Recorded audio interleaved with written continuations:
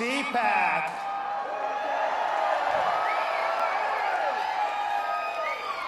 Let me welcome you to the freest state in these United States.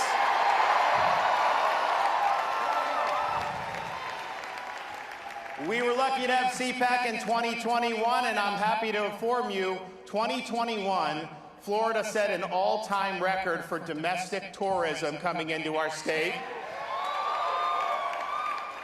And those record numbers include a number of lockdown politicians who lock down their own people, restrict their own people, mandate governors, mayors, big TV hosts. They criticize Florida, and the first chance they get, what do? They escape to freedom in the state of Florida. And why do even these biggest critics and lockdowners come to Florida? Well, I think it's simple. From the very beginning, we refused to let this state descend into some type of Faucian dystopia where people's freedoms are curtailed and their livelihoods are destroyed. We protected people's rights. We protected people's jobs. We protected small businesses, and we made sure that every kid in the state of Florida had an opportunity to go to school in person 5 days a week.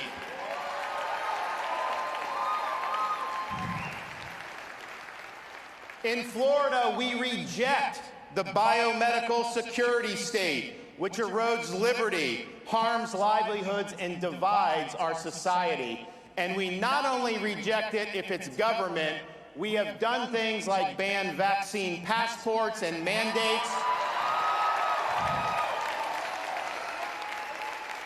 Because it's unacceptable to simply subcontract out Fauciism to big companies. So we stood for freedom across the board, and the result has been Florida has defeated Fauciism. Freedom has prevailed in the Sunshine State.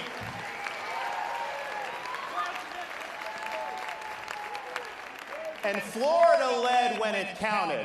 We led early on when the weight of the world was coming, bearing down on our shoulders. Everything we did, we were taking incoming. I remember the summer of 2020. We had the kids saying, you got to go have the kids in school. The teachers' unions, they would put coffins outside the Department of Education building in Tallahassee. They sued me to close the school. But we stood strong, and part of the reason we stood strong because we understand what it means to be a leader. Not just be a politician that twists in the wind, but be willing to make the tough decisions. I look back at President Eisenhower's farewell address. Many of you remember it because he warned about the military-industrial complex. That was smart. He was right. But if you read that speech, he also warned about the dangers of a rising scientific and technological elite. Government was funding more scientific research, and he said when that happens, there's a danger that public policy can be held captive by this scientific elite. And he said, the job of the statesman is not to subcontract out your policy to health bureaucrats or other type of bureaucrats. The job of the statesman is to lead, to take all the interests in society and make sure you're doing what's in the public good. So many governors over the last 2 years would simply defer to health bureaucrats because it was a safe thing to do politically. If things went bad, they can say, hey, the bureaucrats told me I had to do this. Yeah, you lost your job. Sorry, your business is done. The kids are locked out of school, but they're telling me I have to do this. That is not what we did in Florida. And we did it when it wasn't popular. We did it when we were taking fire. And we did it because my duty is to stand up and protect the freedoms and the jobs of the people I represent. And if that puts me in political jeopardy, then so be it. I will stand with them. I'm not going to try to protect my own hide.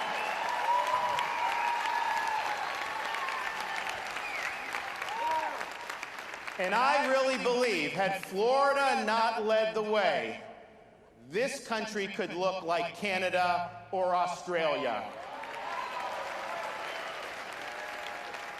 We sometimes take freedom for granted. You should not do that after the last 2 years. It is contested The left does not want to honor our freedoms, and we have a responsibility to fight back on all fronts.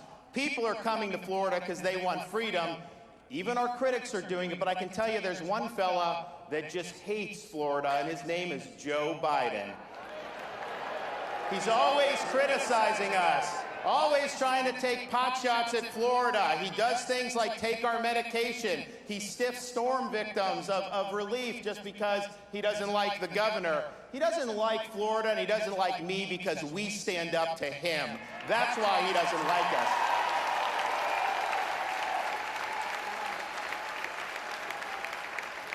Last year, we called a special session to protect every Florida job from Biden's vax mandates, and we succeeded. We've sent people to the Texas border and are suing Biden over his catch and release policy because he is not following the Constitution by letting our borders be overrun.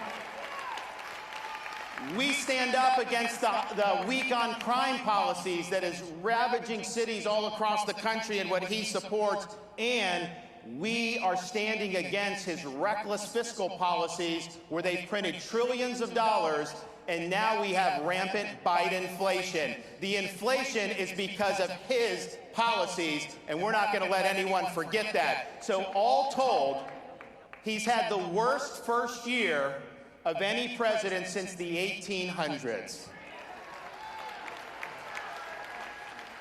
And as Biden flounders, Florida is leading on issue after issue. We have the largest budget surplus and the lowest per capita tax burden in the entire United States, and no income tax, and we won't have that as long as I'm governor.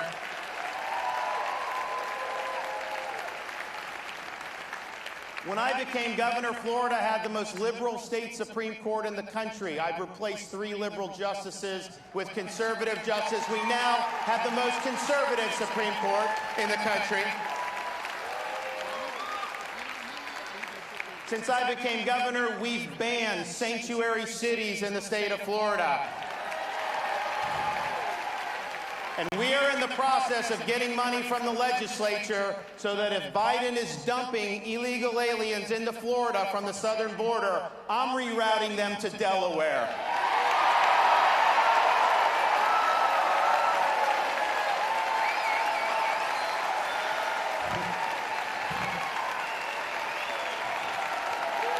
We'll do some in D.C. and Hollywood as well.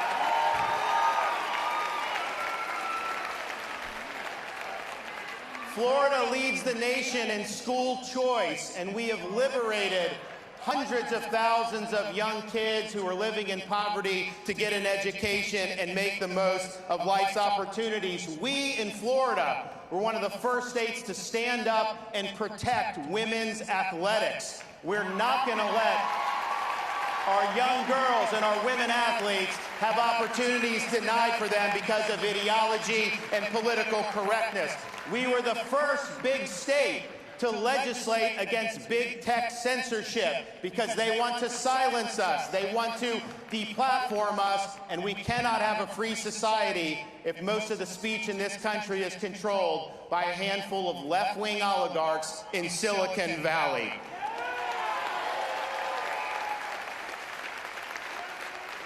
We are a law and order state in the state of Florida. We reject weak on crime policies. We reject Soros-funded prosecutors. And we have said, after the 2020 summer riots, we called up the National Guard here immediately. We had law enforcement. We said we are not letting Florida cities burn down, and we didn't. But we've also since then signed the strongest anti-rioting legislation in the country, which says we will not let local governments defund the men and women of law enforcement and put their citizens at risk. And if you riot in the state of Florida, if you loot, if you are engaged in mob violence, this is not going to be like Portland, where they arrest you, take your mugshot, slap you on the wrist, and put you right back on the street to do it again. No, in Florida, you're not getting a slap on the wrist. You are getting the inside of a jail cell.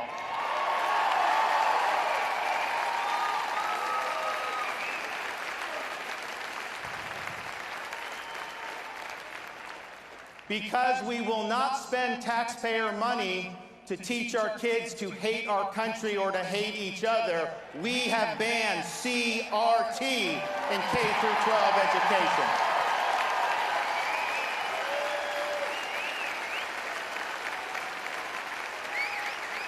And instead, we have the most robust civics education anywhere in the country. We're going to have citizenship exams for graduating seniors, and we're giving teachers the opportunity to go through a civics boot camp and get a $3,000 bonus. Yes, we're against CRT, but what are we for? I'm for the Constitution. I'm for the Bill of Rights, and we need to have our young people understand what that means.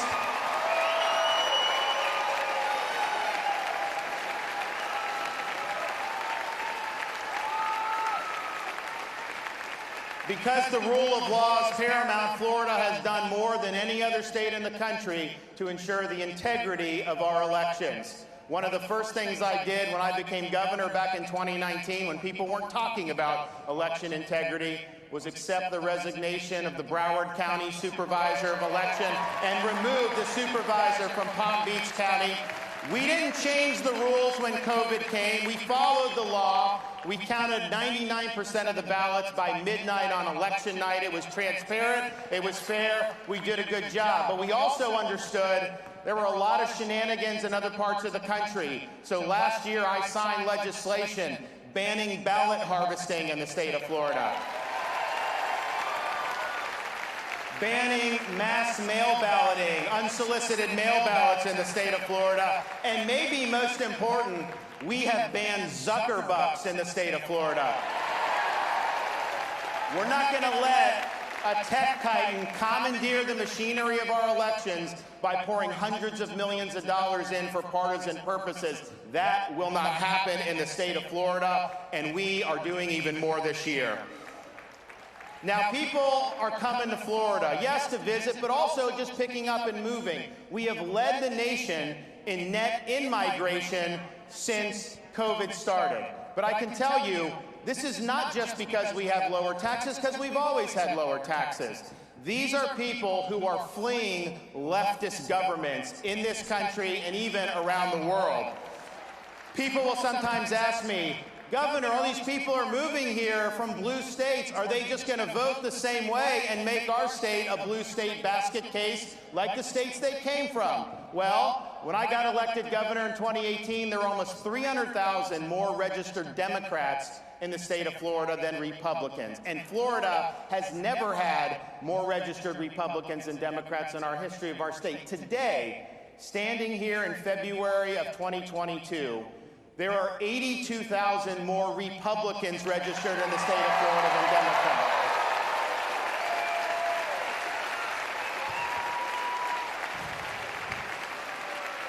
And it's not just people coming from blue states. There are people that look to Florida as the citadel of freedom who are chafing under authoritarian rule all across the world. I recently got a letter from Samuel from Australia, and he said, quote, "There isn't much hope right now here, and many of us are fearful of what our leaders have in store for us. I look to you and your great state of Florida for hope during this dark time.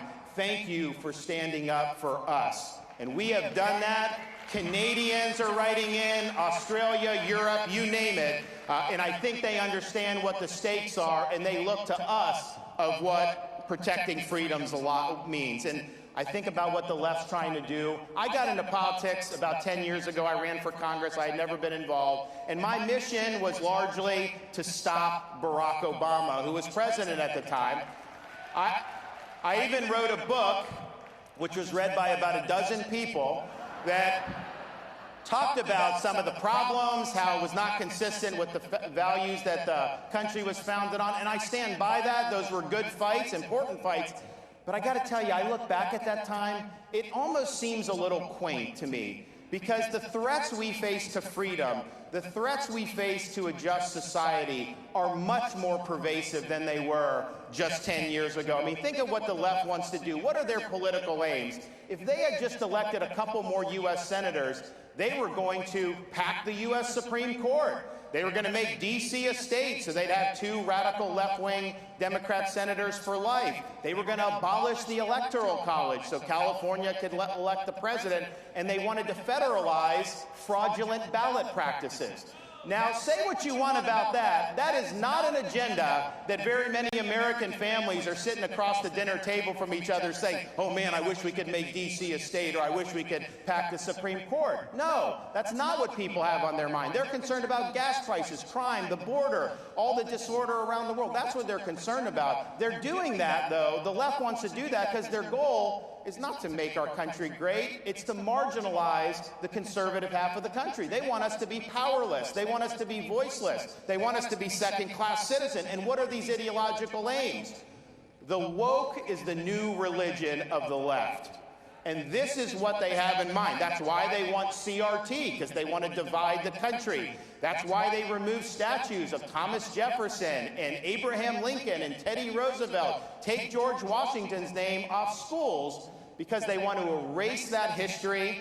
They want to delegitimize our founding institutions, and they want to replace that with their left-wing ideology as the foundational principles of our modern-day society. Wokeism is a form of cultural Marxism. It is not just about raising taxes or bad economic policy. It's about tearing at the fabric of our society and trying to replace it with something that will be much, much more sinister. And the problem that we face as conservatives is a lot of major institutions in our country have become infected with this woke virus. You look at academia. Do we even need to discuss that? Their main objective now is to impose an ideological worldview on the people that come through their universities. You look at corporate America.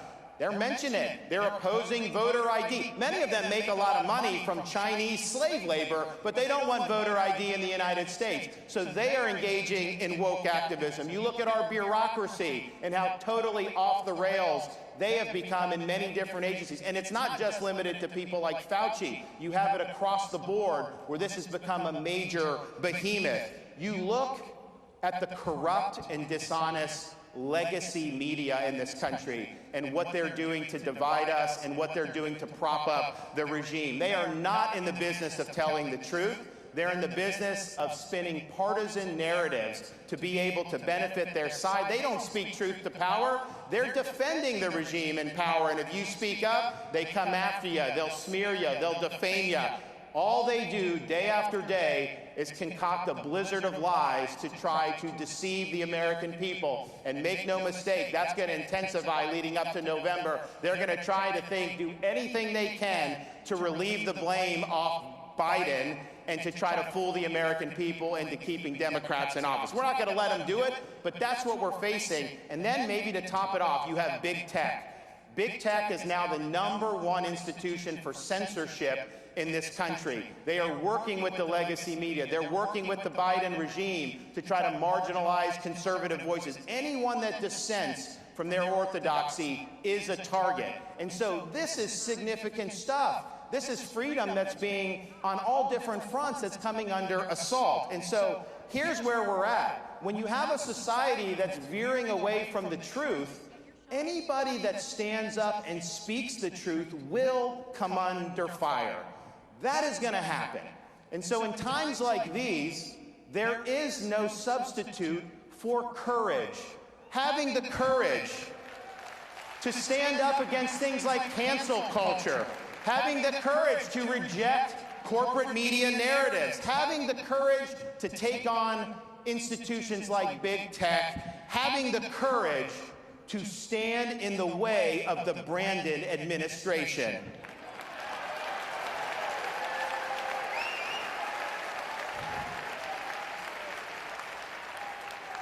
So we have an opportunity to make 2022 the year that America fought back. We're going to lead the charge here in Florida, but we need people all over the country to be willing to put on that full armor of God, to stand firm against the left schemes.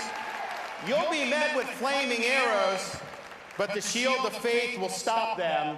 You will emerge victorious. And so I can tell you this, in Florida, we will be standing our ground. We'll be holding that line. We are not going to back down.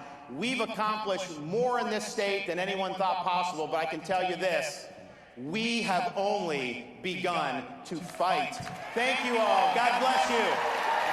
Appreciate you.